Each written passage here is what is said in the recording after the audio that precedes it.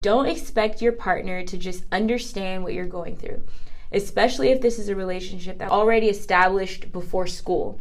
If your relationship dynamics had to change, be patient with your partner as they adjust. Don't take your relationship for granted. So don't expect that if you aren't being attentive or you're being irritable or flaky, etc., your partner will just deal and stick around. I mean, so stick around in like a physical sense, but also stick around like emotionally. So communication is so necessary. So be sure to keep the lines of communication open. Do regular check-ins to see how your partner is doing.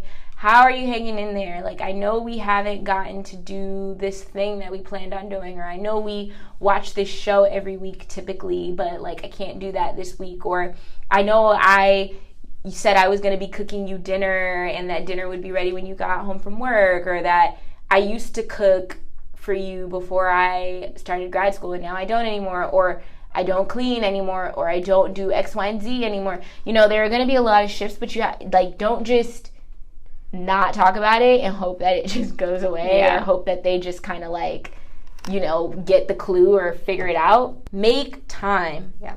So I know this is easier said than done, especially if you're at the beginning stages of your program, but make time to spend with your partner. Once my partner comes home from work, I'm done.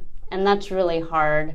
I do get a lot less done, but I know in the long run, he's not gonna be 8 months forever. Yeah. And so I know I'm gonna look back, and the memories I'm gonna think about are gonna be all three of us like playing with him and his little plaything, rather than me working on a paper that will be meaningless in 10 years.